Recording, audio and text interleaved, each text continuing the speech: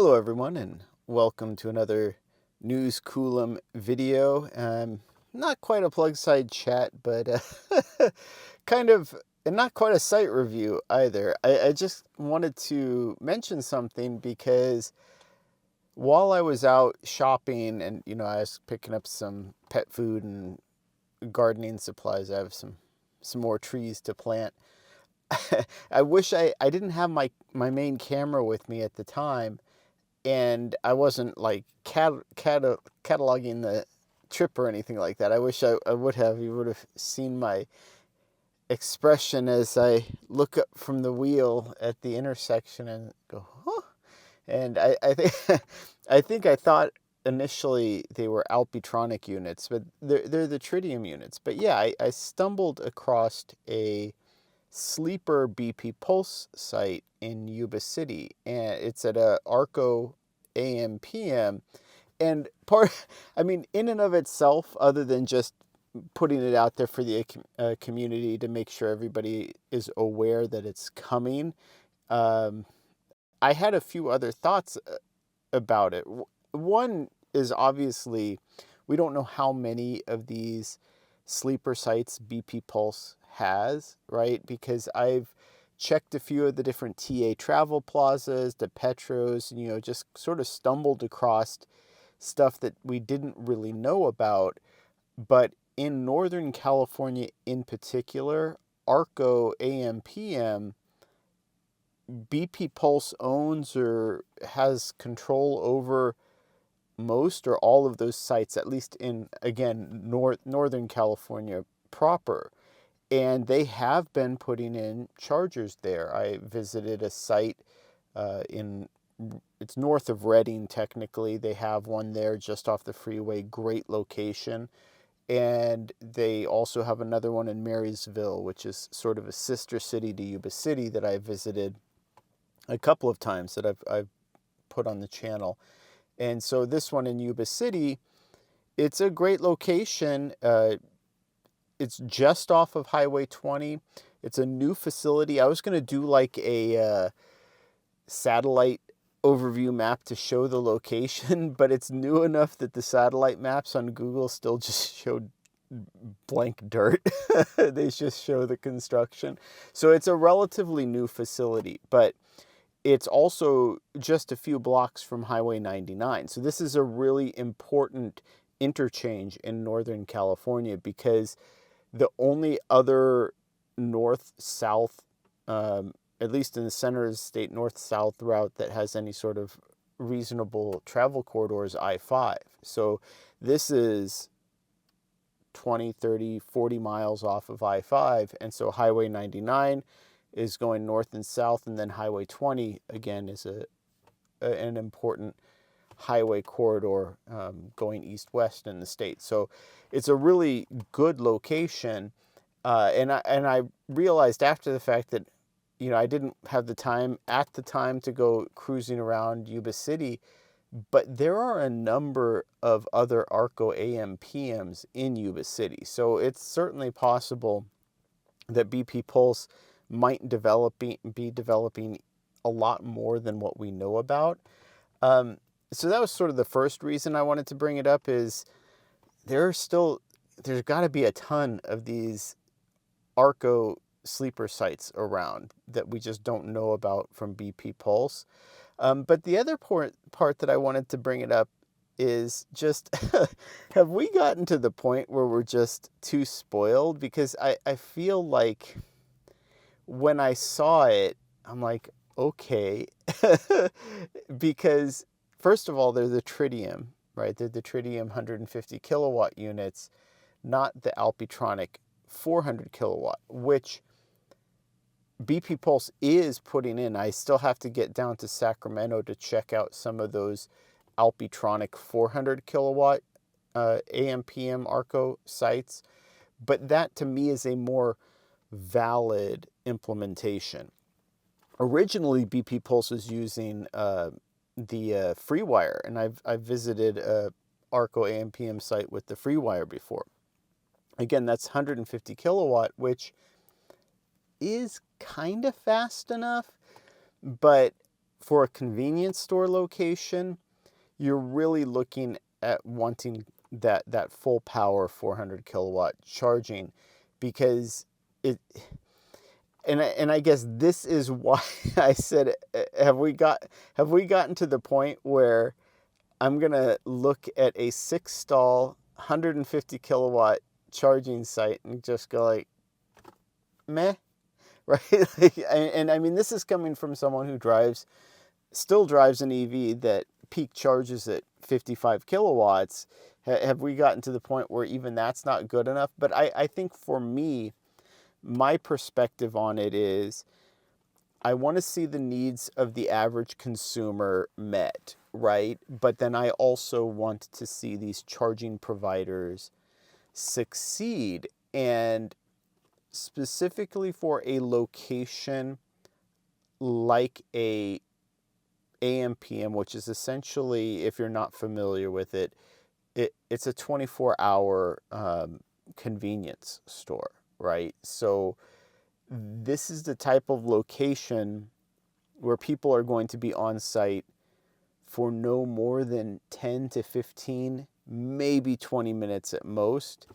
And a 150 kilowatt charger just doesn't serve that need very well, right? Now, the location is great otherwise. There's a Raising Cane's Chicken, there's a Dutch Brothers Coffee, right? So you could make an excuse for stopping there for longer than just 10 to 15 minutes.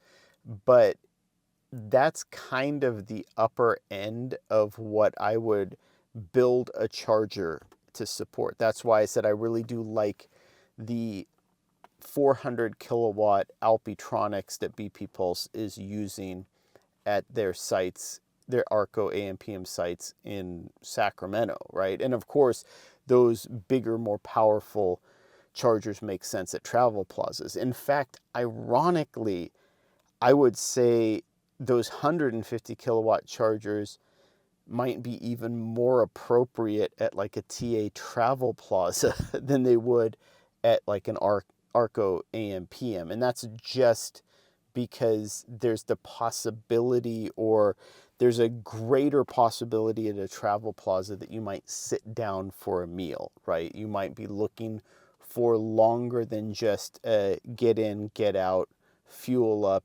grab some drinks, use the bathroom, and get back on the road again. Now, that being said, again, I mentioned this is Highway 20 and Highway 99. Those are two very relaxed highways that travel through a lot of cities. They take you in a direction in a way that you can't go really with any other road, but at the same time, you're not blazing trails, right? I was averaging 4.5 miles per kilowatt hour, almost 5 miles per kilowatt hour during that trip, and that's just normal, right? That's just the normal 60 mile an hour, 55, 60 mile an hour highway driving, right, in this part of California.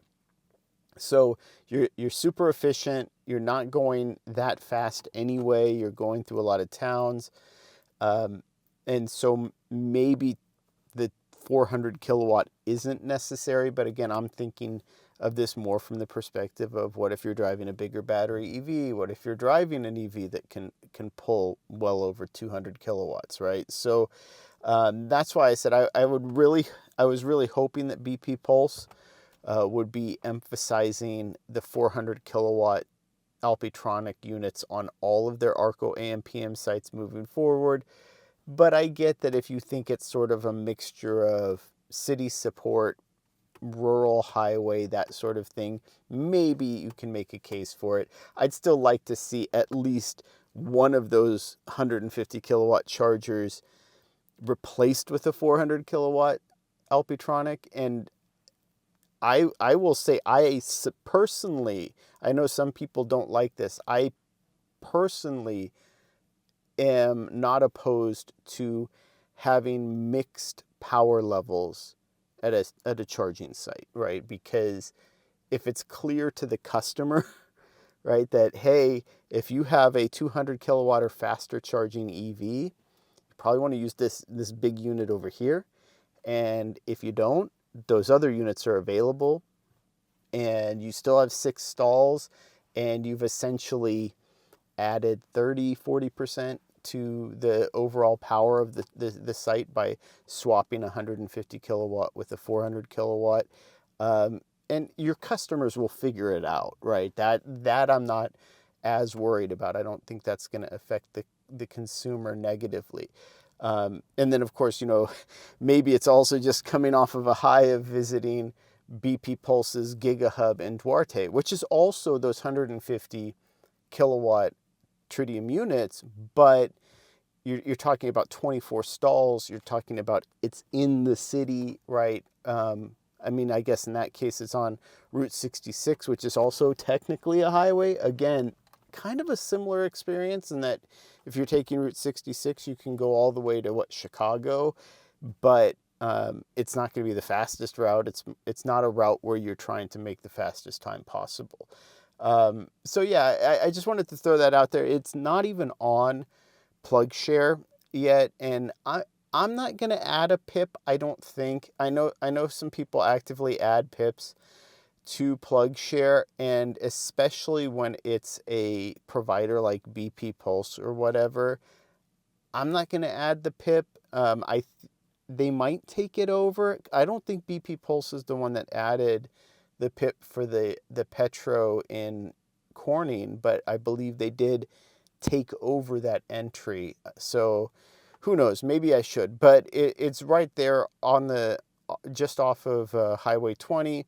Like I said, a lot of amenities. It's a relatively new construction, but now it's got me thinking maybe I do need to take the time when I'm in some of these towns where I know that there are Arco AMPMs and just make sure to check them every now and then to see. I think the one in the middle of Yuba City, it's probably too small of a lot, too crowded to add chargers, but there's another one on Highway 99 as you're exiting out of Yuba City down to the south of Highway 20 that could support chargers. So I'll keep an eye out and keep everyone posted. I have no idea when this is going to be powered on.